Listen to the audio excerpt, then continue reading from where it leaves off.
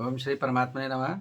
मैं प्रोफेसर हरिहृदय अवस्थी अपने परम पूज्य गुरु जी प्रोफेसर पंडित भगवत शरण शुक्ल वेद मूर्ति तपोनिष्ठ वेद पुराण उपनिषद और गीता के मर्मज्ञ के साथ में अवस्थी आयुर्वेद एनाटमी योग एंड स्पिरिचुअलिटी चैनल पर आप सभी का हार्दिक स्वागत करता हूं। हम लोग गीता के 9वें अध्याय में हैं। 33वां और 34वां श्लोक है, जिसमें भगवान कह रहे हैं कि जो पुण्य आत्मा हैं, राजऋषि हैं और जो ब्राह्मण हैं या कोई भी है, तो वो जब मेरा भजन करता है तो उसे परम गति प्राप्त होती है। इसलिए हे अर्जुन, तू सदैव मेरा स्मरण कर, मेरा भजन कर, मेरे शरणागत हो, जिससे कि परम गति को प्राप्त हो। तो संक्षेप में तो ये अर्थ है, लेकिन जो उसका असली अर्थ है, गूढ़ अर्थ है, उसकी व्याख्या गुरुजी करेंगे। मैंने तो सामान्य अर्थ आपको बताया। तब हम चलते हैं गुरुजी की ओर। सशंख चक्रम सकिरीट कुंडलम सपीत वस्त्रम सरसीरुहेक्षणम सहार वक्षस्थल कौस्तुभश्रियम नमामि विष्णु शिरसा चतुर्भुजम वसुदेव सुतम देवम कंस चाणूरमर्दनम देवकी परमानंदम कृष्णम वंदे जगद्गुरुम। इस चैनल से संबद्ध सभी विद्वद्गण, सभी छात्रवृंद एवं सहृदय सज्जनगण, इस चैनल के संस्थापक तथा प्रबंधक आचार्य हरिहृदय अवस्थी जी, हम लोग 9वें अध्याय पर चर्चा कर रहे हैं। इसके पूर्व श्लोक में ये विशेष रूप से चिंतन किया गया था कि भगवान श्रीमन नारायण का नाम चाहे कोई पापी भी अगर लेता है तो वो भी धर्मात्मा बन जाता है, और उसमें कोई कितने भी पापी योनि में उत्पन्न हुआ हो, स्त्री हो, वैश्य हो, शूद्र हो, कोई भी हो, मेरा भजन करने वाला वो शीघ्र मोक्ष को प्राप्त करता है। और उसमें भगवान ने ब्राह्मणों का नाम नहीं लिया, परंतु इस श्लोक में कहते हैं किम पुनर्ब्राह्मणाः भक्ताः पुण्याः भक्ताः राजर्षयस्तथा अनित्यम सुखम लोकमिमं प्राप्य भजस्व माम। क्योंकि ब्राह्मण के लिए ये कहा जाता है कि ब्राह्मण परम ज्ञानी होता है, तपस्वी होता है, वेद शास्त्र का ज्ञान रखता है, शुद्ध आचरण वाला होता है। इसी तरह से जो राजर्षि शब्द से इन्होंने दिया, राजा चासो ऋषिष्यति राजर्षि, यद्यपि है तो राजा कि उनका उसका जीवन जो है, दिनचर्या है, उसके आचरण जो है वो ऋषिवत है, इसलिए वो राजर्षि हो। इसलिए राजर्षयस्तथा कहा कि राजा होते हुए भी जो ऋषिवत जिसका जीवन अत्यंत पवित्र हो, और जो ब्राह्मण केवल जात्या ब्राह्मण न हो, कर्मणा और योग्यता में भी उसमें ब्राह्मणत्व हो, ऐसा जो ब्राह्मण है। इसलिए यहाँ पर लिखा पुण्याः ब्राह्मणाः पुण्याः राजर्षयः, और दूसरा विशेषण है भक्ताः, जो भगवान श्रीमन नारायण के प्रति सर्वतोभावेन समर्पित हैं। ऐसे ब्राह्मण, ऐसे राजर्षि, इनके लिए तो कहने की बात नहीं है, उनको तो उत्तम लोक की प्राप्ति होती ही है भगवान का भजन करने से। उनको उनका समर्पण, क्योंकि नित्य स्वतः समर्पित है। इसलिए यहाँ पर केवल ब्राह्मणा और अत्र राजाना इन शब्दों का प्रयोग होता तो दुष्ट ब्राह्मण भी, दुष्ट क्षत्रिय भी इस जो है उनकी भी प्रशंसा हो जाती है। जैसे भगवान ने सविशेषण इन शब्दों का प्रयोग किया, पुण्याः भक्ताः। पुण्याः अर्थात पुण्याचरणा, जिनके आचरण पुण्यप्रद हैं, निरंतर दान है, पूजन है, भजन है, लोगों की, समाज की सेवा है, वो सब करते रहते हैं, इसलिए पुण्याः। और भक्ताः भगवान श्रीमन नारायण के प्रति पूर्ण रूप से समर्पित है, इसलिए भक्ताः। तो ऐसे जो ब्राह्मण हैं, ऐसे जो राजर्षि हैं, उनके लिए कहने की बात नहीं है, क्योंकि प्रभु के प्रति परम परायणता होने के कारण उनको मोक्ष की प्राप्ति होना ही है। तो क्या करना चाहिए? संसार बड़ा सुंदर लगता है, यहाँ का समाज सुंदर लगता है, लोग अनेक प्रकार के महल बना रहे हैं, सुंदर सुंदर स्त्रियों से विवाह कर रहे हैं, स्त्रियां सुंदर सुंदर पुरुषों से के प्रति अपेक्षा रखती हैं, अनेक प्रकार के भोज्य पदार्थ हैं, अनेक प्रकार के वाहन सुख हैं, तो गृह सुख, वाहन सुख, अधिकार सुख और न जाने कितने कितने सुख हैं। तो इन सुखों को त्याग करके परमात्मा के प्रति समर्पण कहाँ बनता है? हमारा जो मोह है वो हमको उत्तरोत्तर अपने में फंसाता रहता है। हम निरंतर अपने फंसाहट में पड़े हुए हैं। जो ज्ञानी है वो भी निरंतर ज्ञान के पीछे पड़ा हुआ है, जो विज्ञानी हो विज्ञान के पीछे पड़ा हुआ है, जो नेता अभिनेता अपने अपने तत्त कर्म में पड़े हुए हैं, अन्य लोग सामान्य लोग अपने कर्म में पड़े हुए हैं। किसी को समय कहाँ भगवान के भजन करने का? कितने लोग तो ऐसा भी कहते हैं भगवान का कोई अस्तित्व ही नहीं है, न राम कभी हुआ है, न कृष्ण कभी हुए हैं, न अन्य कोई कभी हुए हैं। ये तो सब लोग पंडित लोग अपने खाने पीने के लिए इनकी भगवान की कल्पना कर लिए, जिससे इनकी रोटी रोजी चलती रहे। अनेक प्रकार के कुतर्क सामने रखते हैं। उसका मुख्य कारण क्या है? उसका मुख्य कारण क्या है? यही है कि जो हमारे पाप है वो हमारे मस्तिष्क पर चढ़ करके और केवल हमसे अनीति कराते ही नहीं है, अनैतिक शब्दों का प्रयोग भी कराते हैं। तो इसलिए इस संसार को छोड़ना बड़ा मुश्किल है, परंतु जिसने जान लिया है कि यह संसार अनित्य है, सर्वदैव नहीं रहेगा, क्योंकि संसार की ये दो चीजें ध्रुव सत्य है। जातस्य ही ध्रुवो मृत्यु ध्रुवम जन्म मृतस्य च। जो उत्पन्न हुआ है उसकी मृत्यु अवश्य होगी, ध्रुव है, निश्चित है। वो चाहे भगवान को माने या न माने, सभी की मृत्यु निश्चित है। और जिसकी मृत्यु हो गई है, जब तक उसको मोक्ष नहीं प्राप्त हुआ तब तक उसको ध्रुवम जन्म मृतस्य, उसका जन्म भी होना है।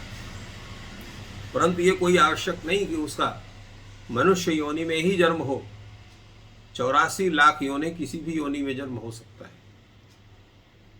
तो इसलिए यह जो संसार है अनित्य है। दूसरा क्या है? असुखम। इसका जो सुख है वो अस्थाई सुख है, कुछ ही समय में नष्ट हो जाता है। इसलिए वो सुख जो है, सुख जैसे सुखी दिखाई पड़ता है परंतु उसका सुख नहीं है, असुखम। असुखम का तात्पर्य क्या है? देखने में तो सुख लग रहा है कि जिसका परिणाम दुखदायी हो, इसलिए वो सुख होते भी वो सुख नहीं, इसलिए असुख है। तो इसलिए यह संसार ऐसा ही है, यह संसार अनित्य है। अर्थात जिसका जन्म हुआ है उसकी मृत्यु होगी, जिसका मृत्यु उसका जन्म होगा। तो निरंतर जन्म मृत्यु के चक्कर में यह पड़ा रहता है और असुखम है। इसका सुख जो है स्थायी नहीं है, क्षणिक सुख की स्थिति रहती है। तो ऐसा जिसने लोक को समझ लिया, संसार को समझ लिया, ये जो संसार ही अनित्य है, इसका सुख केवल दिखावे भर के लिए, वस्तुतः सुख नहीं है, तो क्या करता है वो व्यक्ति? तो अनित्यम असुखम इमम लोकम, इस लोक को, क्षणभंगुर लोक को और इस मनुष्य शरीर को प्राप्त करके जब व्यक्ति को क्या करना चाहिए? जो नित्य परमात्मा है और जिसको प्राप्त करने पर जो सुख है, आनंद जो है, वो कभी नष्ट नहीं होता है, ऐसे उस परमात्मा स्वरूप, परमानंद स्वरूप, सच्चिदानंद घन स्वरूप, उसका नाम है सच्चिदानंद। तो सच्चिदानंद उस परमात्मा का माम शब्द से भगवान कहते हैं कि मैं श्री कृष्ण उस परमात्मा का ही अवतार और तद्रूप है। इसलिए कृष्णस्तु भगवान स्वयं। इसलिए भगवान प्राय सर्वत्र माम का शब्द का प्रयोग करते हैं। माम भजस, मेरा भजन करो। गीता में कहीं पर श्री कृष्ण उवाच शब्द का उल्लेख नहीं है, सर्वत्र भगवान उवाच ही है, क्योंकि यहाँ संपूर्ण ऐश्वर्य को धारण करके प्रतिष्ठित भगवान होते हैं श्री कृष्ण। इसलिए यह माम शब्द से भी कहते हैं तो भगवान उस परमात्मा श्रीमन नारायण का ही बोध उससे होता है। तो भजस्व माम, इस तरह कहते हैं। तो अब ये प्रश्न होता है कि हम भजन जो करें, भजन का स्वरूप हमारा क्या होना चाहिए, कैसे हम भजन करें, क्योंकि भजन करने का तो कोई स्वरूप होना चाहिए। हमको मालूम नहीं है वो भजन का स्वरूप हमारा कैसा होना चाहिए। अगले श्लोक में भगवान उस स्वरूप को भी बतलाते हैं। मन मना भव मद्भक्तो मद्याजी माम नमस्कुरु मामे वैश्यसि युक्त्वैव मात्मानं मत्परायणः। भगवान कहते हैं कि 3 चीजें आवश्यक होती हैं, मन वाणी कर्म। तो मन और वाणी और कर्म, कम से कम ये 3 चीज होनी चाहिए। और इसके बाद फिर जो है शरणागति, पूर्ण रूप से आत्मसमर्पण। ये अगर आपका हो गया तो निश्चित रूप से उस परमात्मा की प्राप्ति आपको हो सकती है। इसलिए भगवान ने कहा मन मना भव, मई मनः यस्य सह मन मना, अर्थात निरंतर मेरे में ही जिस व्यक्ति का मन लगा रहता है, अर्थात पहले वो मन से मेरा निरंतर चिंतन करता रहता है, खाते पीते सोते जागते चलते फिरते सर्वदैव उस परमात्मा का नाम जो है वो मस्तिष्क में नाचता रहता है। तो मन को पहले भगवान को दीजिए। मन के विषय में बड़ा चिंतन है। वो एक भक्त कहता है कि भगवान आपके पास सब कुछ है, मैं आपको क्या दे सकता हूँ। रत्नाकरः तव गृहाः गृहिणी च पद्मा किम देयमस्ति भवते जगदीश्वराय आभीर वाम नयना हृत मानसाय दत्तम मनः मम प्रभो कृपया गृहाणु। कहते हैं कि आपका घर कहाँ है। रत्नाकर साक्षात समुद्र है, जहाँ अनेक प्रकार के रत्न है, उसको रत्नाकर कहा ही जाता है, वो आपका घर है। आपकी पत्नी कौन है। साक्षात लक्ष्मी ही आपकी पत्नी है। दुनिया लक्ष्मी कोई संपत्ति को चाहती, वो लक्ष्मी आपकी पत्नी है। तो स्वतः आपका घर भरा पूरा है। तो आपके पास क्या नहीं है। तो आभीर वाम नयना हृत मानसाय, जो वृंदावन की जो गोपियां हैं उनके द्वारा आपके मन का हरण कर लिया गया है। तो हे प्रभु, आपके पास मन नहीं, आप मेरा मन ग्रहण कर लें। तो ये यहाँ पर मन को पहले आप भगवान को दीजिए। मन अगर पहले भगवान के प्रति चला गया तो बाकी पूरी दुनिया भगवान के पास आपकी चली जाएगी, क्योंकि भगवान ने सबसे अवश्य मन के विषय में ही चिंतन किया है। चंचलम ही मना कृष्ण प्रमाथि बलवद दृढ़म तस्याहम निग्रहम मन्ये वायुरुस दुष्करम। तो पूर्व में भगवान ने मन के विषय में चर्चा की और अर्जुन भी भगवान से प्रश्न यही करता है कि आप मन को परिष्ट कहते हैं कि मन को बस में करो। मन कहाँ बस में होता है, बड़ा चंचल है। वायु को बस में किया जा सकता है कि मन को बस में नहीं किया जा सकता। बड़ा हठीला है, जहाँ चाहता है वहीं जाएगा, उसको आप कितना रोको।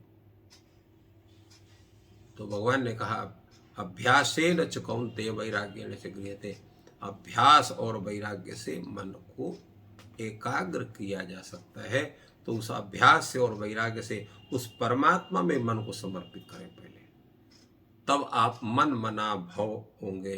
अर्थात उस परमात्मा में मन आपका पूर्ण समर्पित होकर के निरंतर वह मन उन्हीं का चिंतन करता रहे। इसके बाद भगवान ने कहा मद्याजी, मद भक्तः, निरंतर मेरा भजन करो, अर्थात मेरा मन भी आपके पास हो और आपकी वाणी भी मेरे पास हो, और मद्याजी माम नमस्कुरु, मेरे ही यजन करिए। तो यजन क्या हो गया? मन वाणी कर्म। मन मनाभव से आपका मन हो गया, मद भक्ता में मद भजन का होने से वाणी का स्वरूप हो गया, मद्याजी से क्रिया का स्वरूप हो गया, और माम नमस्कुरु ये क्या हो गया? ये आत्मसमर्पण हो गया। तो 4 उपाय भगवान ने बतलाया। मन को समर्पित करो, निरंतर भजन करो, अर्थात वाणी का उपयोग हमारे लिए करिए, और मदयाजी अर्थात मेरा ही यजन पूजन कर, अर्थात अपने कर्म भी मेरे में समर्पित करिए, और माम नमस्कुरु सर्वतोभावेन अपने को मेरे में समर्पित करिए। नमस्कार करके इसको आप करते हैं जिसके प्रति पूर्ण समर्पित। तो जब ये चारों क्रियाएं आपकी बन जाएंगी, मन समर्पण की, वाणी समर्पण की, क्रिया समर्पण की, और सर्वतोभावेन आत्मसमर्पण की, तो जब ये चारों क्रियाएं, चारों स्थितियां आपकी बन जाएगी, और उसके साथ साथ क्या होना है आपको? मत परायण, निरंतर मेरे में परायण होना, मेरे में मेरे अतिरिक्त और किसी के प्रति न सोचना, अनन्य भाव को प्राप्त होना, ये 5वां वस्तु है।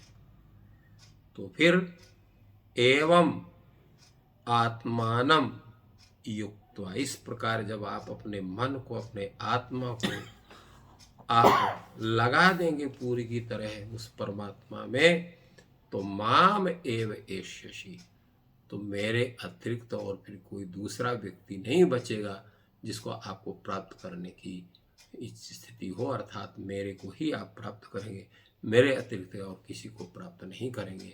आप कहीं भटकेंगे नहीं, कहीं आपका स्खलन नहीं होगा, कहीं आपका पतन नहीं होगा, क्योंकि सुखी बीन जीव जिम नीर अगाधा, जिम हरि शरण न एको बाधा। जिस प्रकार जो मत्स्य है, मछली है, जब अगाध जल राशि में वो उसका प्रवेश हो जाता है तो अत्यंत सुखी हो जाती है, उसको ये चिंता नहीं होती है कि इसका पानी घट जाएगा और पानी के बिना मैं खत्म हो जाऊंगी। इसी प्रकार जो जीव है, जो उस परमात्मा को प्राप्त कर लेता है, तो वो पूर्ण रूप से सुखी हो जाता है, उसको फिर संसार सागर में पुनः भटकने की आवश्यकता नहीं रह जाती है। इसलिए भगवान ने हम लोगों के सबके कल्याण के लिए यह युक्ति बतलाया कि पहले मन को समर्पित करिए, फिर मेरा भजन करिए, मेरा यजन करिए, मेरे को प्रणाम करिए, और मत परायणा, मेरे में अपने आत्मा को समर्पित कर दीजिए। और इस प्रकार अपने स्वरूप को जब आप स्थित करते हैं तो आप हमें ही प्राप्त करेंगे, फिर दूसरा कहीं भटकाव आपका नहीं होगा। तो इस तरह से भगवान ने हम लोगों को उपदेश दे करके और हमारा जो मार्ग है उसको प्रशस्त किया। तो गुरुजी ने बहुत ही सुंदर विश्लेषण किया कि ईश्वर की प्राप्ति किस प्रकार हो, भगवान ने स्वयं ही वो मार्ग बताया है। तो ये जो 9वां अध्याय था राज विद्या राजगुह योग, उसका आज समापन हुआ, और ये ज्ञान आपको लाभप्रद हो रहा है तो कृपया चैनल को सब्सक्राइब करें और अन्य से कराने की प्रार्थना करें, और वीडियो को लाइक और शेयर करें। आपका दिन शुभ हो, ईश्वर आपके कार्यों को पूर्ण कराएं। धन्यवाद।